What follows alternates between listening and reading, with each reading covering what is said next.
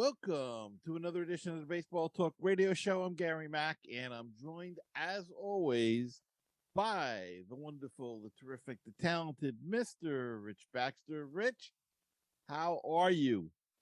Doing great, Gary. How are you doing this Sunday, January 29th, the last Sunday in January? Hey, I just read a quote the other day, 59 days to opening day now. That's it's not closer than that? You sure? I think I read it was 59 days, but I could be wrong. See, Yeah, that would because be it's March 30th. Yeah. Or maybe they meant till the game started or something. I've got 22, but I could be wrong. But Well, maybe till we'll spring see. training. I'm talking opening day. Oh, opening day. That's right. I'm thinking of pitches and catches. I'm all confused. That's all right. You're happy anyway. I know that.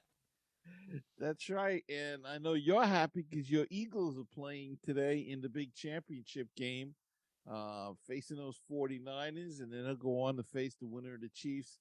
And don't tell me, who did they beat? Who the Chiefs playing? The Bengals. The Bengals.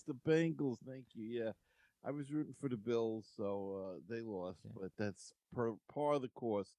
But Rich, you've got something. You've got something to announce today. Yes, I do.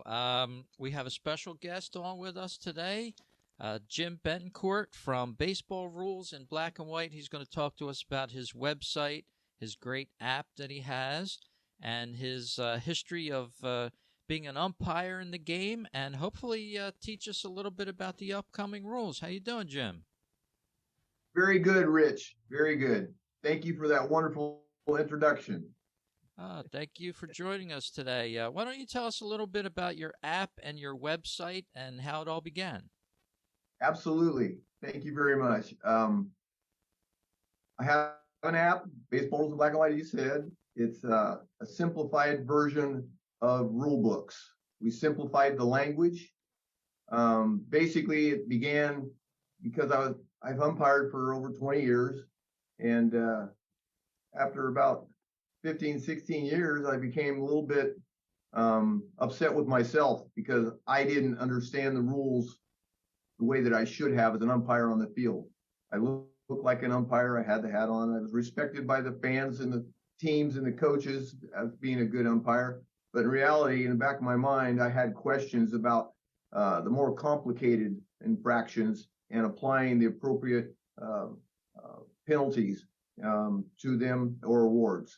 And so what I did was I went into, actually broke down each of the most difficult worded rulings in the rule book and took the time to actually go word by word, line by line, and break it out and put it in a terminology, convert it into a terminology that I could understand, simplify it. And I began doing that and started out like with rules like batting out of order, batter's interference. They're very wordy and difficult to process. And I converted it into a much more condensed and easy to understand version. And that then after I began doing that, because I was doing it for myself originally, I'd go onto the field and all of a sudden I'm out there now as a new umpire, or kind of reborn, so to speak. And I wasn't thinking about what happens if this infraction takes place, or trying to recognize one. I began to recognize them easier. I was out there thinking about my timing, about my field mechanics, being in the proper place, and I could work on other just as important things on the field as an umpire and get better at that instead of having these questions in the back of my mind.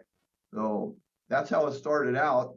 As it ended up, I then went to the rules that maybe weren't quite as complicated, but I had a little bit more difficulty pulling them up or processing them, getting them quickly into my mind. And so I simplified that language as well. Well, I ended up with a manuscript, and with the manuscript, what do? You make a book, right? So I thought, well, hell, if this was helping me as an umpire on the field, I knew there was a lot of other guys that's been around baseball just as long as I had been out there on the field just as long as I had, was having the same problems with the language. So I self-published, and first book was high school, and the second year published a college version, Baseball Rules in Black and White. And after the first book we published, we went down to Anaheim to the coaches convention down there, 5,000 coaches, and they all loved the first version we came out with, and we had a table of contents in the front, made it easy to find what you were looking for. Basically took everything that the rule book isn't, and we just did the opposite. We didn't put it in tiny font in the back, the information in an index where you got to look up a rule number. We had it in a table of contents in the front, page number, and much easier to find in alphabetical order. So coaches loved it. The first question they asked was, do you have an app?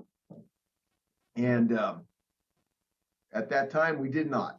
So approximately 3 years later, we acquired investors and put together the app, and took the converted manuscripts and put them into the app, added a youth rule set, which contains all the Little League rules in black and white. Pretty comprehensive. The pro set, the app has high school, Little League, college, and pro. And the pro set is in Japanese, Spanish, and Chinese for our international baseball lovers world. And it's been pretty popular. We don't have 1 million downloads yet. We have 12,000 at this time, and we're growing. And everybody has it on their phone. Loves it because of the fact that game day, most people, really a lot of people don't have the book available. They don't have it in their bag. They don't have it. It's rule books end up everywhere. This is on your phone, and everybody can have it before the game or after the game. So that's kind of the story about the app. Well, Jim, now with the changes that are coming about in Major League Baseball, we know how Rob Manfred likes to screw around with the game. How does that affect you and the app? Of course, you have to keep on top of it. But how does that affect everything? And what's your feelings on these rules as an umpire, especially with the robo ump and other crazy things coming in? What's your feelings about all of that? Well, that's a kind of a two questions there, and I'll start with the app and the rule changes. We have the ability to 24/7 amend and change the app. We got a called a content management system out of Germany, Graph CMS, and we can go in there and delete, amend, and make these rule changes in real time. So actually, if you go to the app now, Baseball Rules in Black and White, it's free to, I didn't mention, this is free to download. So it only makes sense for any umpire to have this on their phone as a reference. And we've already amended the new pitching stance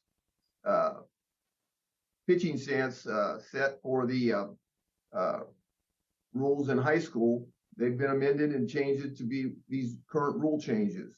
So that's the answer to that. And as far as the changes that they've done to the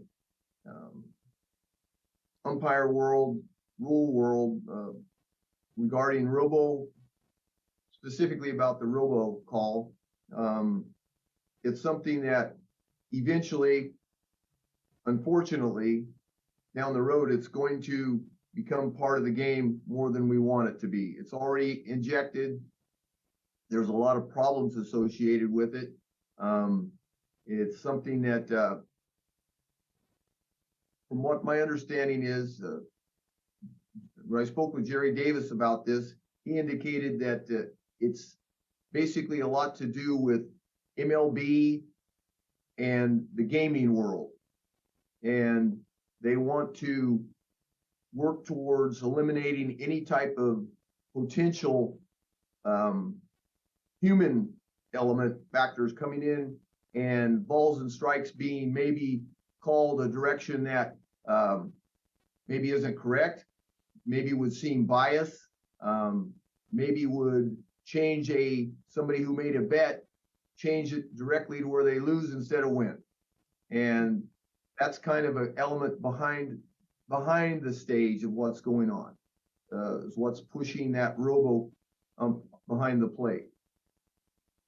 Yeah, that's interesting. It seems like baseball and gambling are getting closer and closer in relationships, and that's kind of a shame, really, to drive the game like that, to have an industry pushing the game, so to speak. If it's for doing the right thing, that's one thing, but a gambling, I don't know how you feel about it, Jim, but baseball should be number one, not having influences by betting and things like that.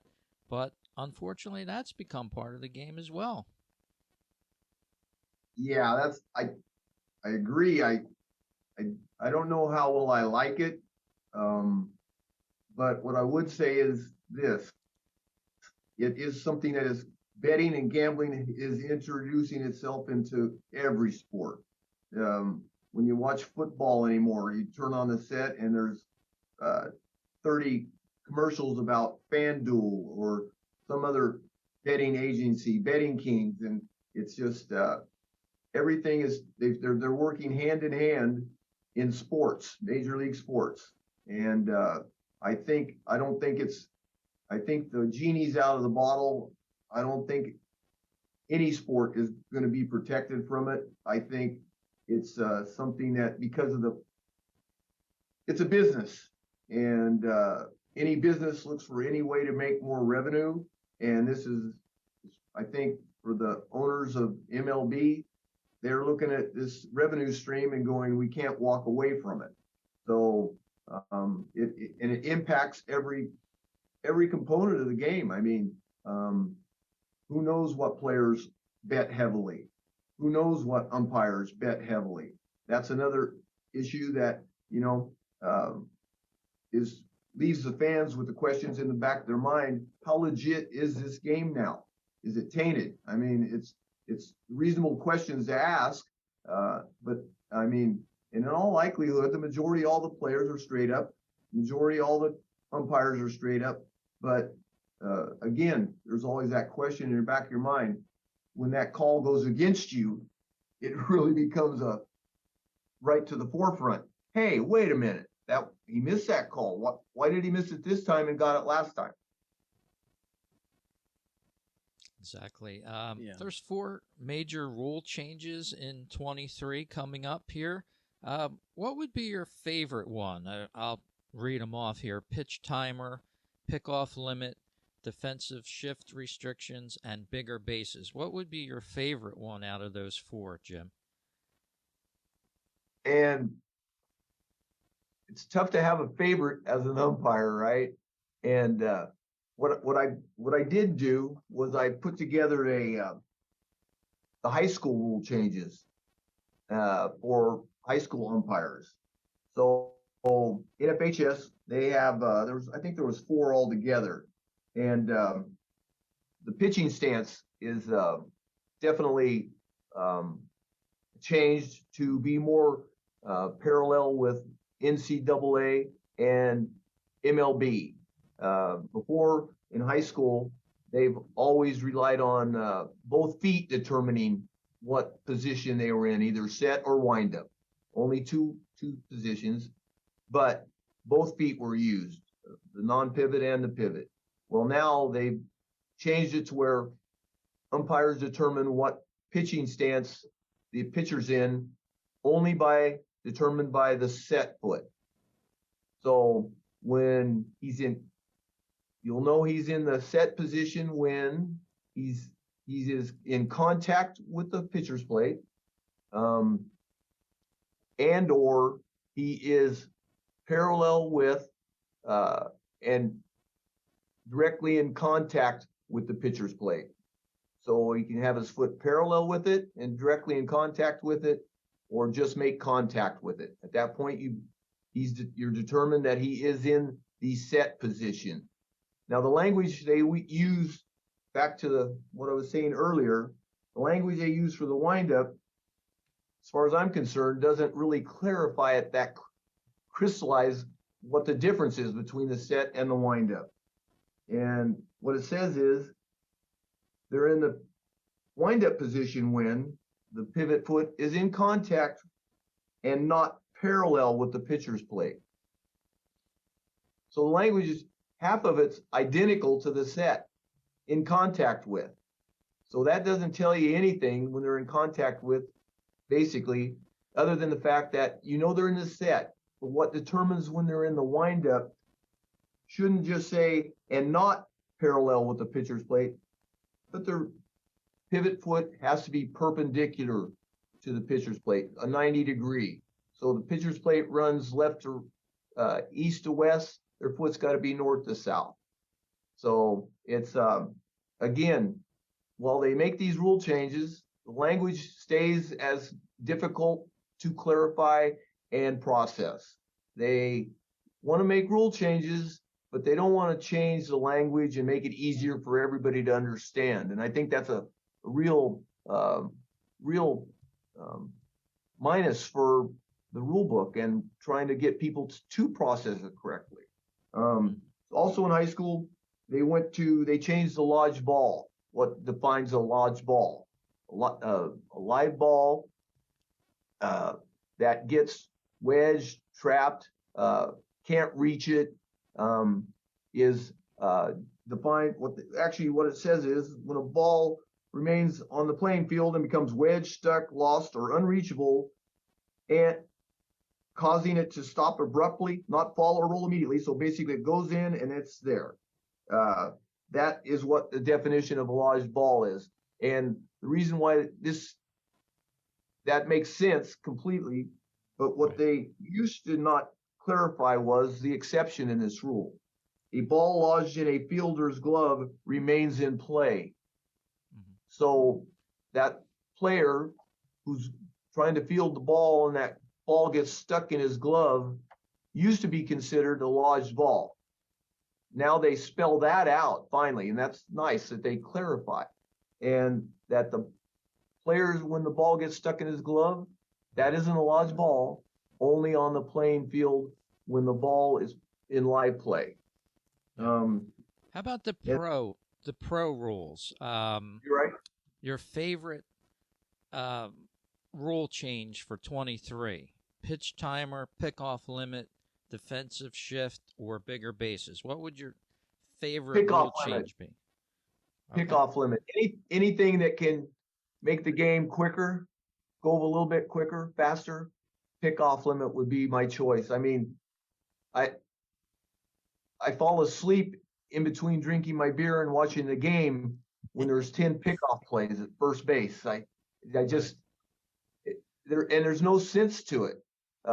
You'll catch they'll be throwing back to first base and the runner is one step from the bag. It makes no sense. It's just something that the pitchers get in a habit doing, and they'll do it repetitively as long as they can. And so limiting that pickoff move to first definitely is the most beneficial to keeping umpires awake on the field and not becoming complacent. They haven't. I don't know if they approved it for this year yet, but the extra inning rule of putting a runner on second base, which personally I think is the most stupidest thing I ever heard of in my life. But what's your thoughts on that? And you touched on a little bit about where we can go from here, but where do you think? I mean, what is next in the game? Do we put sensors in the bases, or so they can tell, and in the gloves perhaps to see who got there first to a base? Do we put some sort of sensors in the uniforms to or will the robo ump be enough? Uh, where do you, is technology going to take over everything in baseball? Um, Technology is part of our life in this world today. I mean, we're all use something that technology brings to us, and baseball's no exception. Um, I don't I don't want to say nothing isn't going to happen. I mean, because if there's a potential that somebody comes up with a base that has a sensor in it that can process the time at which the player makes contact with it, that person is going to develop that product and they will be pushing it. So anything is possible. But I think the more we get away, the more we get away from the game itself, and the more we rely on this technology, particularly when they go to reviews, it's something that I think it actually doesn't do the game a favor. I believe the 180 games scheduled throughout the year is adversely affected by it. I think that the fans are tired of it. I would think that regular season play, if I had my choice, I'd say we're not doing instant replay on those games. Regular season games, play them as they are. Everybody's on an equal stage. Nobody's they get plays missed both ways in regular season, and the fans don't have to sit there for 20 minutes. It's horrible. We've all watched where they've gone to replay, and I mean it's just a consensus straight across that this is what the call is, and then the umpires talk. They go to the recall, then they go back to the field and talk. Then they bring in both coaches, and then they end up making a call that a lot of us just completely still disagree with. Nothing gets resolved in this. It just adds to the aggravation of the purist in baseball and just the novice in baseball. I think they'd be much better off if they just stuck with playoffs and championship games and World Series. There, I can see it, right? Mm-hmm. If it comes down to getting every call right to the split second and the powers to be making that decision, if that's what they want to do, fine. But stay out of the regular season play. It doesn't do anybody any service. It discredits the umpires on the field, basically. Also, I mean, if I want to get every call right, I can, okay? Now, I work lower levels, high school, college, fall ball, season ball. We don't have instant replay. And guess what? Everybody's out there having fun, enjoying the game. Somebody wins and somebody loses. Right. And that's and that's what's taking place in the pros still. Somebody wins. Unless your name's Angel Hernandez, of course. We all Oh love my the God. way he calls a game, but Right. you know, he's one of the poster childs for umpires and robo umps. Right. Yeah, it's something that I know he causes a tremendous amount of frustration for fans all around the league. I will say this: he does. It appears a lot of calls could go either way with Angel. That's for darn sure. I mean, it's code with us umpires. We don't criticize another umpire simply because I'm out there, and the next day I go out, I could kick the same call, and as anybody could. It's something that until you're in that position and in that split second time that you have to make a call, and anybody would be challenged to get it correct, especially bang bangers. And usually with bang bangers, when you get the first one and you make the call and the fans don't like it, and then you have a follow-up bang banger and you make a call, you can't win because you've already you've already ticked off half the fans. And so when the next call comes up and it's a close one, again, half the fans don't like you. So it's something that I've felt Angel's pain before. I know what he goes through. And at his level and the speed that they play up there at the MLB, there's not a fan watching a game could go put on his shoes and walk on the field. Now, that said, have I watched games where I went, oh my God, how did he make that call? Absolutely. But guess what? He's where he's at because he's a major league umpire and he gets quite a few calls. I would say large majority of all his calls are correct.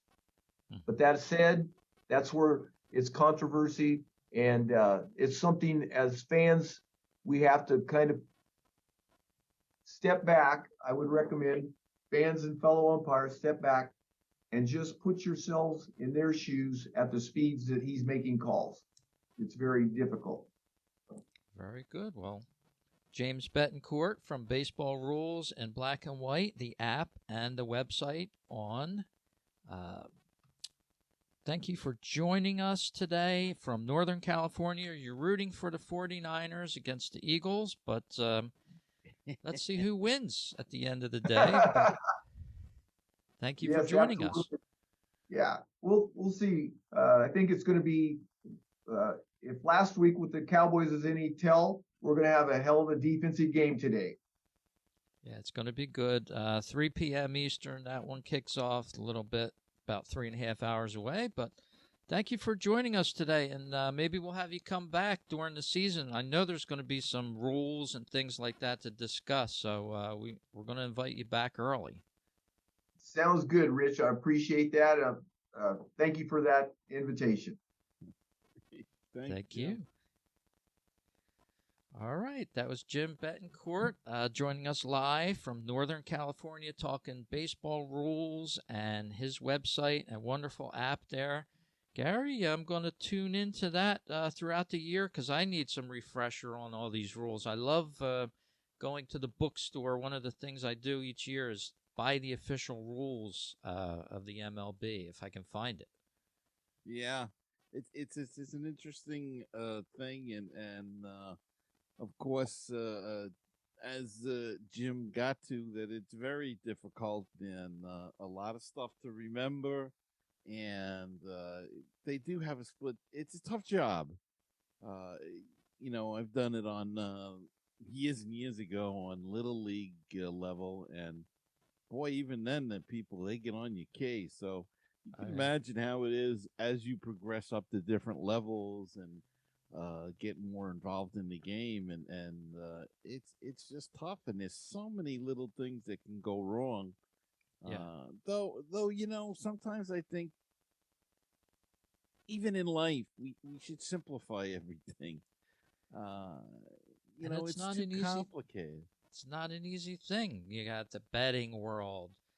You make a bet on a player, just say, for example, to get a hit, which I did in the World Series.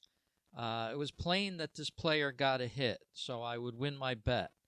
Well, I went over to the window after he got the hit to collect, and they said, oh, you have to wait till about a half hour after the game's official to collect your bet. I said, well, you already got a hit.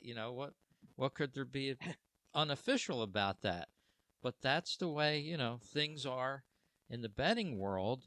Everything isn't official. Maybe there's a changed call. Maybe they're going to call it an error and it's not a hit. There's always little nuances and gray areas, and the rule books will follow that and become part of it, so to speak. So it was great to have Jim on. And a controversy we had, a little bit, minor controversy, this past week in baseball was the election to the Baseball Hall of Fame. We had one player go in. One player, and a lot of controversy with that player. Personally, Scott Rowland's not a Hall of Famer in my opinion. Yeah. I'm sorry. I don't think that he belongs there. He's one of those guys that they talk about the Hall of Very Good, but is he in the Hall of Fame? No. Goes along with Alan Trammell and Harold Baines. Don't think they should be there either. But he got elected, so now he's in. It makes you question other players that aren't in. Keith Hernandez, and I'm showing my New York Mets tendencies here, but Keith Hernandez revolutionized the game at first base. Uh, 11 Gold Glove awards, 296, I think, career average. His numbers match up with a lot of these guys, and yet no love shown towards him. It's just, I don't know. It's almost like some of these guys are voting to put people in instead of voting for people that deserve to be in. I have a problem with Billy Wagner. I don't understand that, and I've said this before. I think on this show as well as on Mets Musings, but he is second place in the all-time relief left-handed saves, left-handed left-hand relievers with the saves. He is second to John Franco. Yet John Franco got I don't know 6-7% of the vote. Billy Wagner could go into the Hall of Fame. How do you put in number 2 and not number 1? That I don't understand either. And both of them played for the Mets, so it's not about a Mets thing. Definitely, that's with those two. But I don't understand that either. How can you put one in, the number 2 guy in, but you can't put the number 1 guy in? And you brought up a great point with all the betting and everything. How do you keep Pete Rose out of the Hall of Fame? I mean, they're actually in partnership with betting parlors, you might say, now. So I don't know how you do that. It's very confusing the way Major League Baseball is going to me. Yeah, and back to Roland, 17 years in the majors, and that's part of getting into the Hall of Fame, in my opinion. If you're on the borderline or below the borderline, you got to have 17, 18, 20 years into the game because you're going to accumulate stats. I've heard a lot of people citing stats. Oh, he had 1,287 RBIs, 316 home runs. You're going to accumulate stats over 17 years. That's the way this game is. And he was a good player, but like you said, a very good player. But I really don't think he was a Hall of Famer either. He was in Philadelphia for 7 years, went over to St. Louis for 6, and then Cincinnati before ending his career in Toronto. But, in Philly and the Cardinals, his tenure there ended poorly for whatever reason. And that's not why I don't think he's a Hall of Famer, but I just never really considered him a Hall of Famer. And the Phillies have a Wall of Fame at the stadium in Philadelphia, and they never put him up on the Wall of Fame, even though now they probably will. Now they will because he's in the Hall of Fame. And, the media and the PR letters come right out after you're elected to the Hall of Fame. Oh, congratulations, you were one of the best in the game. Well, if you were one of the best in the game, why didn't the Phillies have him on the Wall of Fame already? Why? Because they didn't think he was one of the best in the game prior to this. Obviously, I mean, there's been many years where they could have had him on their Wall of Fame, but for whatever reason did not. So, Scott Rowland into the Hall of Fame. I know my co-host on Phillies Talk podcast, which I do, is a big fan of Scott Rowland, and I think that's great. For people that really like a player, I have some favorite players of mine that I'd love to see do well anytime. So I'm happy for those people that like Scott Rowland and that, think he should have gotten in. There's a lot more that think he shouldn't have got in. But, the Hall of Fame is not a perfect place, as we know. But did you know, Gary, did a little research here this morning. On this day, back in 1936, the National Baseball Hall of Fame elected its first members to the Hall of Fame, and that's quite a list of players there. Babe Ruth, Ty Cobb, amongst others. So the first that's class, a Hall of Fame. the first class was phenomenal. Walter Johnson, Christy Matheson, Honus Wagner. These guys were like cornerstones of baseball, and it all happened on January 29th, 1936, the first class into the Baseball Hall of Fame. Yeah, and as you said, that's some class there. That's the cream of the crop, and that's what we all should be aiming for when they vote for these guys. I don't see Scott Rowland in that role. Now maybe we've immortalized these guys so much that it's hard to compare to legends. We've made them legendary. We didn't see them all play. And heard the stories. But even if you look at some of their stats, though, they're so much above the rest. You brought up an interesting point before about compilers and playing a number of years, and I think you hit it right on the head, the nail right on the head there. If you play 17 years, you're going to compile numbers. It just happens. It's going to happen. I remember when they got after Don Sutton and other players and said, well, he hung around and he compiled. Well, the only way he hung around was he must have been pitching well enough that some team wanted him. And he was a compiler. But, you could say, and this is going to be blasphemous, but you could say that Henry Aaron was a compiler, He played, 20 years or something? I mean, who's not a compiler? If you play that long at a certain level, you're compiling numbers. And naturally, if you've reached a certain level, it's hard to say goodbye. And look at the Hall of Fame. Willie Mays stayed maybe a year or two too long. Everybody does. And that doesn't mean they're compiling numbers for the Hall of Fame. It just means that they love the game and they don't want to give it up.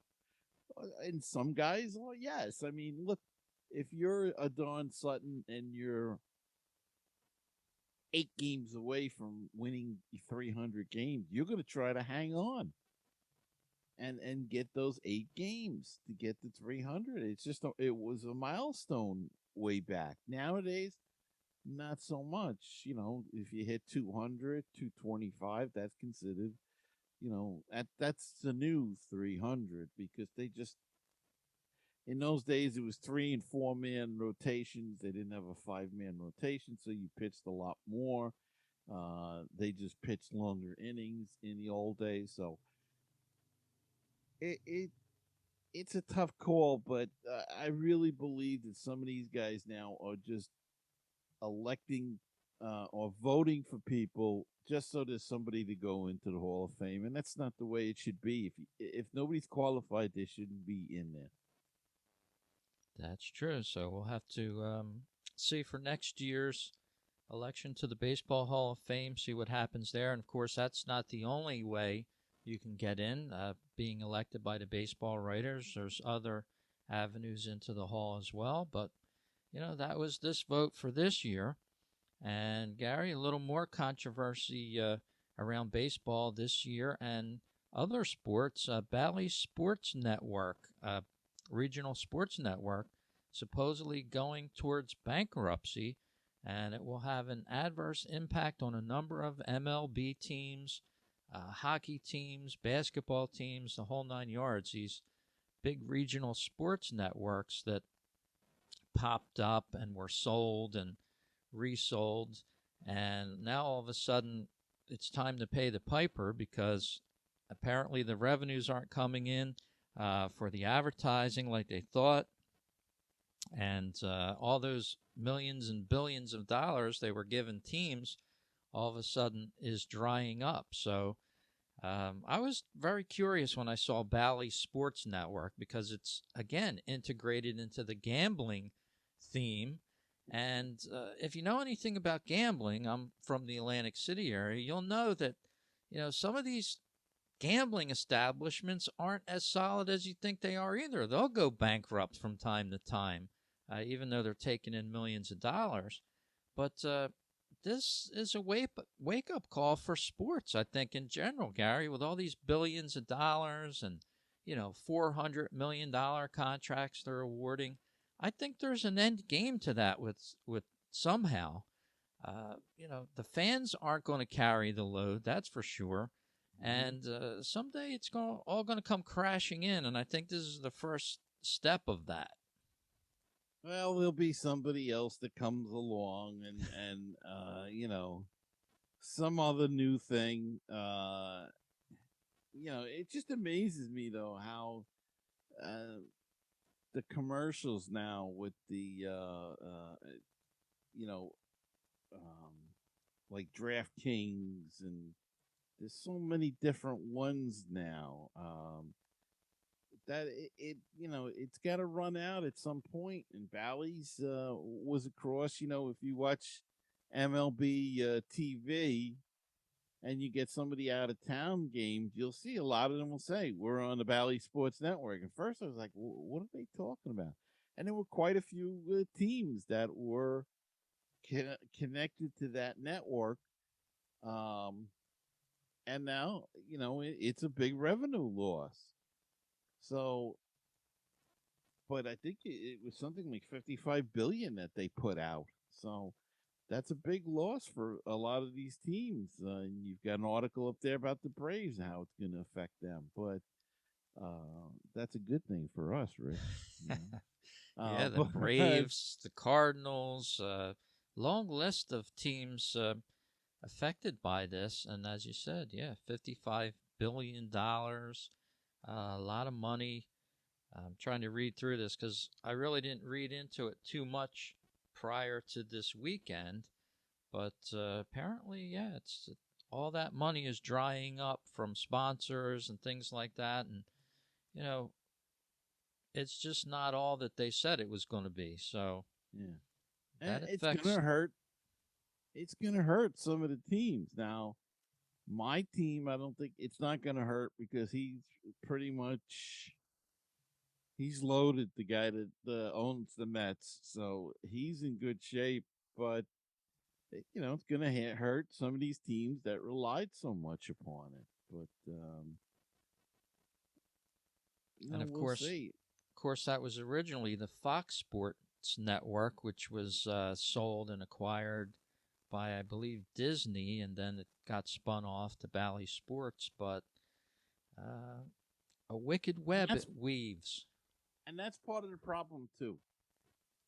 These they leverage themselves so much to get these things, and they think it's going to be a moneymaker, and maybe it is for a while, and then it kind of falls to the wayside, or the other part of the business falls apart. Years ago, businesses used to, it's gone on for ages, of course, conglomerates buying each other. But, you can get crazy with it, too. I mean, let businesses own themselves, This thing of business gets successful, somebody buys it out. Well, I don't know. I don't know what the end is to it. But I don't think it's helping the country, and I don't think it's helping sports. But we'll see how this all shakes out when they go bankrupt. That's for sure. We'll have to report on this as it becomes available and see what happens. But that being said, I'm getting excited about spring training, Gary. I guess you are too. Just right around the corner, a couple weeks till that happens. Right around Valentine's Day is when that kicks off. So, really excited about it. It's right around the corner here. We're on the doorstep of spring training. Yeah, and I'm glad you corrected me. I didn't hear you right. You did say opening day, and I thought I thought you meant spring training, so I apologize for that. No And problem. Well, we talked with James Bettencourt today from Baseball Rules in Black and White. Want to thank him again for joining us. Check his app out on both Google Play and Apple apps there. And, of course, his website at baseballrulesinblackandwhite.com. And, Gary, do you have anything else before we bring the curtains down on this show for January 29th? no, Rich, I think that's it. I think we covered it all.